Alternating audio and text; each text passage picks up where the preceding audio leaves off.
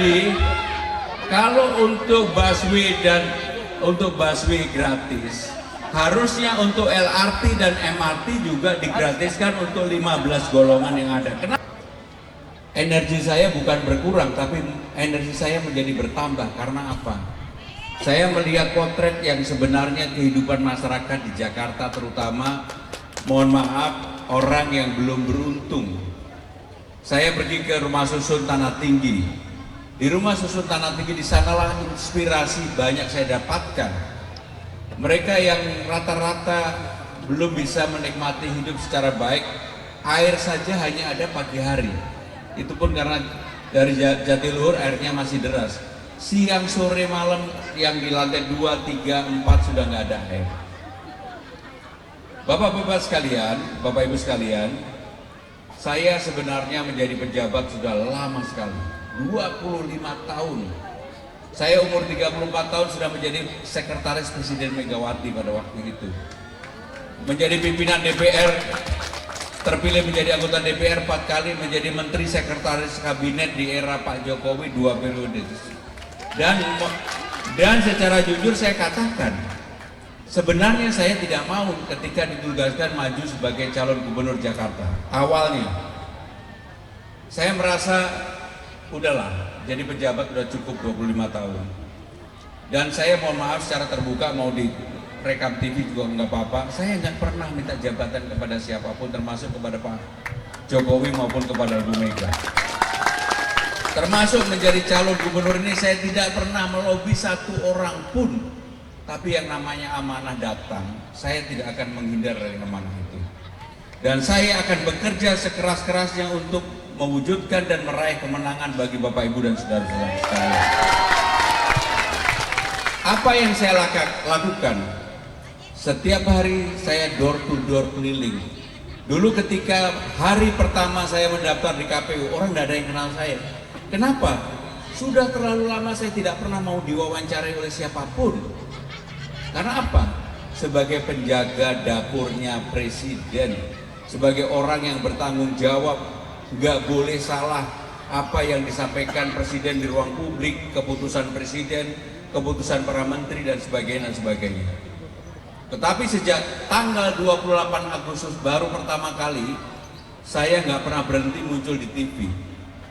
Mungkin sekarang ini Bapak Ibu sekalian yang hobi nonton TV mulai bosan, ini Mas Pram terus, Mas Pram terus. Tetapi nggak apa-apa. Kalau saya tidak melakukan itu, orang tidak mengenal saya. Dan orang juga tidak tahu apa yang akan saya kerjakan untuk warga Jakarta ini. Maka untuk itu saya akan memulai untuk Jakarta ini bukan dari yang tinggi-tinggi, yang besar-besar. Misalnya lah memindahkan Sudirman Tamrin perkantoran ke selatan, enggak. Saya akan memulai dari kecil-kecil yang menjadi kebutuhan utama saudara-saudara sekalian. Apa yang menjadi kebutuhan utama? Misalnya sebagai contoh, hal-hal yang menjadi kebutuhan sehari-hari, KJP misalnya, Kartu Jakarta Pintar. Pasti banyak di antara saudara-saudara sekarang yang sudah tidak menerima KJP lagi. Padahal membutuhkan itu untuk anak-anaknya. Kartu Jakarta KJMU untuk mahasiswa unggul. Gak mungkin warga yang kurang mampu kemudian suatu hari kalau untuk menyekolahkan anaknya, mereka pasti butuh yang namanya kartu Jakarta mahasiswa unggul, termasuk KJP, PIP, termasuk tadi saya begitu datang ada yang menanyakan kenapa PPSU dibatasi sampai dengan 57 tahun, 56 tahun. Saudara-saudara sekalian, harus ada reform, harus ada perubahan cara melihat dan cara memandang. PPSU yang menjadi pasukan orange utama menjadi andalan Pak Ahok yang masih baik. Maka saya akan melakukan reformasi yang pertama. Syaratnya nggak perlu lagi harus SLTA, SD saja cukup. Yang penting bisa baca tulis. SD saja cukup, yang penting bisa baca tulis. Sedangkan usulan untuk usia tadi yang batasannya 56 tahun, saya akan kaji. Yang paling penting adalah orang yang masih bersemangat kerja dan sehat. Jadi ini merupakan masukan pertama kali yang saya dengar. Bahkan untuk kartu Jakarta Pintar, saya akan tanya ibu-ibu yang masih menerima, ada nggak yang masih menerima KJP? Bu, pertanyaan saya, sebagai penerima KJP, anaknya pernah nggak lihat Ancol? Anaknya pernah nggak lihat Taman Mini Indonesia Indah? Anaknya pernah nggak lihat Ragunan? Maka untuk mendidik anak kita tidak hanya pelajaran di sekolah, mereka juga harus melihat apa yang menjadi etalase utama Jakarta, melihat Ancol, melihat Taman Mini, melihat Ragunan, dan tidak bayar alias gratis. Dan untuk itu yang namanya anak nggak mungkin berangkat sendiri, digratiskan juga satu pendampingnya, tapi tidak tiap hari Bu gratisnya. Gratisnya dalam 1 tahun 3 kali. Silakan pilih, mau ke Ragunan, mau ke Ancol, mau ke Taman Mini, silakan.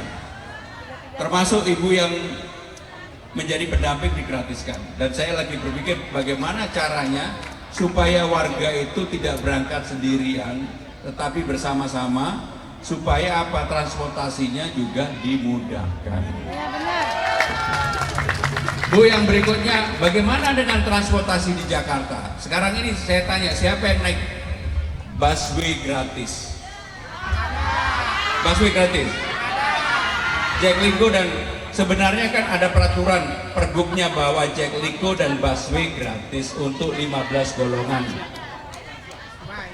Termasuk untuk lansia, Bu. Ibu udah lansia belum? Masih muda banget. Jadi kalau untuk busway gratis, harusnya untuk LRT dan MRT juga digratiskan untuk 15 golongan yang ada. Kenapa digratiskan? Yang pertama, supaya pendapatan ibu tidak berkurang karena harus membayar truk. Maka kalau ini digratiskan, saya yakin kemacetan pelan-pelan juga akan turun. Karena apa? Orang tidak perlu lagi dari tempat ini mau ke Sudirman Tamrin, karena digratiskan hanya busway-nya, maka mereka tetap membawa mobil atau membawa motor, sehingga dengan demikian masih aja tetap macet. Tetapi kalau ini kemudian konektivitasnya gratis, bisa naik MRT, LRT, naik busway, sehingga kemudahan dan jaminan saudara-saudara sekalian mau kemana saja ada sarana transportasinya.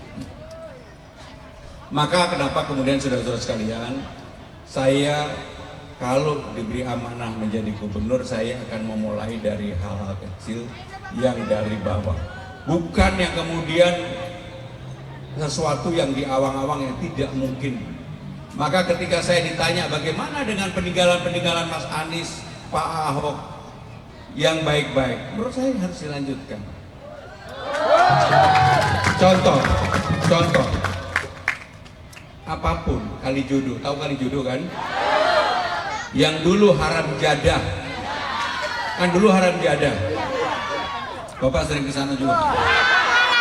Yang dulu haram jadah, sama Pak Ahok dirubah menjadi tempat bermain anak-anak, ruang terbuka, hijau, terbuka dan bagus. Begitu berganti pemimpin ditinggalkan. Sekarang yang namanya Kalijodo menjadi remang-remang kembali, tetapi walaupun yang haram jadahnya sudah nggak ada. Bagaimana dengan JIS, Jakarta International Stadium yang dibangun oleh Pak Anies? Sebenarnya yang JIS itu, pembebasan lahan itu dimulai tahun 1992.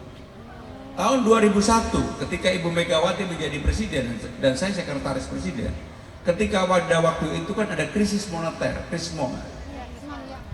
Kemudian tim ekonomi mengusulkan kepada Ibu untuk orang-orang yang ada di JIS, terutama di Kampung Bayam. Pada waktu itu mereka diperbolehkan untuk menjadi petani di Kampung Bayam. Sehingga dengan demikian itulah yang menjadi dasar tuntutan yang dilakukan oleh warga Kampung Bayam. Kampung Bayam itu pembebasan lahannya selesai di zaman eranya Pak Jokowi, dilanjutkan oleh Pak Ahok dan Pak Jarot. Kebetulan ada Bu Evi Jarot di sini. Ini istrinya Pak Jarot. Pak Jarot adalah sahabat saya. Era itu sudah terselesaikan. Baru di zamannya Pak Anies dibangun. Apakah sudah selesai? Belum. Apa yang belum selesai? Stadionnya selesai, tapi transportasinya nggak selesai.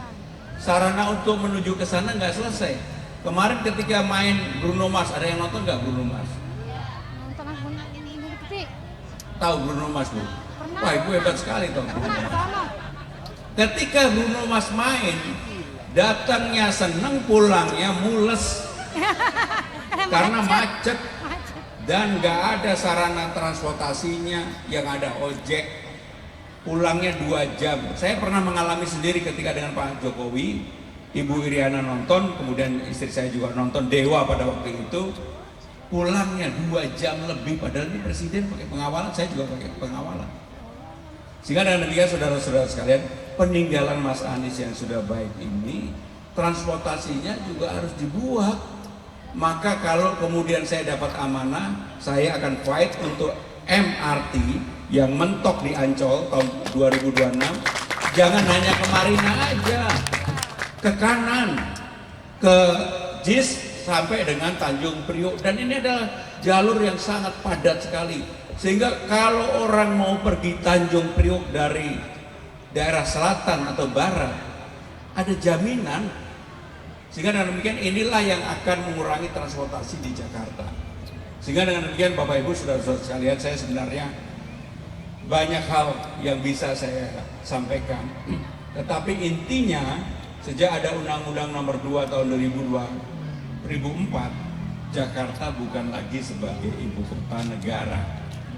Apakah Jakarta kemudian akan menurun? No.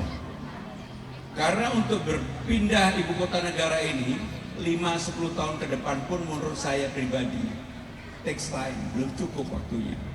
Kenapa itu? Sekarang saja gedung DPR, gedung DPD, gedung MPR, bahkan tidak ada satupun kantor partai sudah dibuka di sana. Kantor-kantor kementerian lembaga, saya ini kebetulan mengikuti dari awal, belum semuanya atau bahkan belum dibangun. Sehingga yang ada baru istana, rumah tapak menteri, rumah untuk presiden yang nanti Pak Prabowo yang akan menempati. Tetapi infrastruktur dasarnya belum lengkap, sehingga butuh waktu. Saya beruntung sebelum saya maju ini sudah 2 kali menyiapkan sidang kabinet, terakhir bulan September kemarin.